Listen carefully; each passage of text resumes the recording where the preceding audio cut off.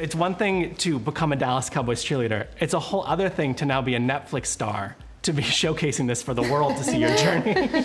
Beautiful, classy, feminine. Everything would be perfect if I were that woman. It's a lot of pressure every single night. Our job is to make it look easy. It's so surreal. I feel like that has been the word that I have kind of used all throughout this year. I tell Kelcey and Victoria this all the time, but even just to be their teammate is such a huge honor. I got to watch them and see them just grow, see their dream come to life, and so that's just been such a huge honor and privilege, and I'm just so grateful to be here. Are you all ready for, I feel like the cheer effect is gonna happen.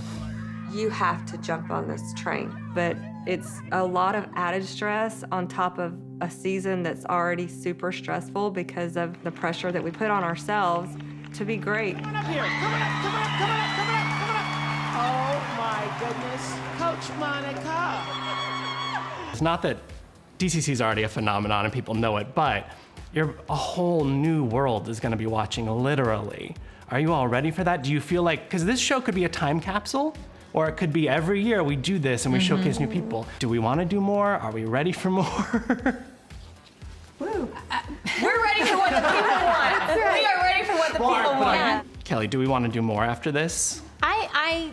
Yes would be my quick answer. I am very proud of them, and they come to Dallas, Frisco, Texas. That nobody knows anybody. They're from all over the country. Now this year we have candidates coming in from Australia, Japan, and Mexico. And to just see this team being chosen and then built, and then they become family, it's just a beautiful story. But the individual ladies that do change to some degree each year are news stories every year. So my quick answer would be yes. I think we're so connected with our fans, right? It almost would feel odd without it. Some thrive, some buckle under pressure, some kind of disappoint. Your left kick won't make this team.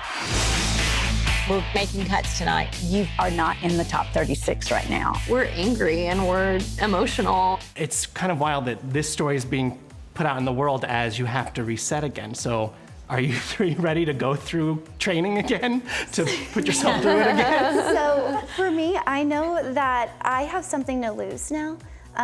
Coming in last year, I just wanted to give it my best shot and go for it. And then now, gaining a sisterhood and just being able to go to so many different events and opportunities and experiences, now I know, what there is to lose. And so that's definitely a challenge of just maintaining consistency and not getting complacent. The original show was almost like a competition. Being the veterans for the first time is surreal, knowing that us rookies are going up against them for the same spots. Why was now the time to come back and in this way? Our friends and fans have such an appetite for this show, and knowing these ladies, and our previous show was much more about the competition, and people loved that. They loved seeing the judging. They like to be judges, be critics, and see that. But there's so much more to this group of women besides the actual competition, and that is their real experiences in their lives beyond the audition. The audition ends in June, but we have a season through December, January, February, depending upon playoffs. So the new tone is so that people already love the Dallas Cowboys cheerleaders. Now they get to meet the individuals in a very intimate way. Dear Lord, thank you for this day and this sisterhood. When the women come here, they find their passion and they find their purpose. What was something you were excited to showcase in this version of the show that we never got to see? The finale of our year, the past show, it stopped at auditions and who was cut and here's the 36 women, but it didn't show, like she said, the things that we do the rest of the year, the USO tours, the Veterans Hospital visits, the Children's Hospital visits. The Christmas show, the Thanksgiving Day halftime, Dancing with Queen. Yep. I mean, we do so much more than has ever been seen. Victoria, we watched you on the original show. Yes. If this year I can't look my 100% best and y'all don't think I'm 100% A++ Victoria, then I will definitely use this next year to grow. We get to see a wholly different version of you on this show. What was it like to not only relive kind of the pain of the past, but also open up about things that might be painful to share with the world this time around. This new Netflix, how its format is being portrayed is definitely different than CMT's, and I'm so grateful for it because I feel like I will never, ever unlive that moment of being cut. I mean, obviously, it's a part of my history. It's part of the journey that got me here today, which I'm so grateful for, but this is going to show who I am as a person, not just as a DCC. It's going to show Kelcey and Reece as well. And I'm excited for Netflix and the people to see me outside of DCC. We also get to dig more into the legacy aspect of it with you. What kind of pressure do you feel knowing that you're carrying on this legacy and all the history you have with even the two women sitting to your side right now? I mean, I definitely put more on myself than probably what is needed. But I just want to, I know that they expect the best, and I just always have wanted to be the best for them and for my mom and for all the other alumni that I am surrounded by. It's definitely hard, but it's all worth it because the sisterhood is what it is at the end of the day. It's a reality of the entertainment world that people don't understand is you've got to try out again year after year. Yeah. Is it hard to then watch the show back and be back in those feelings of that moment for you?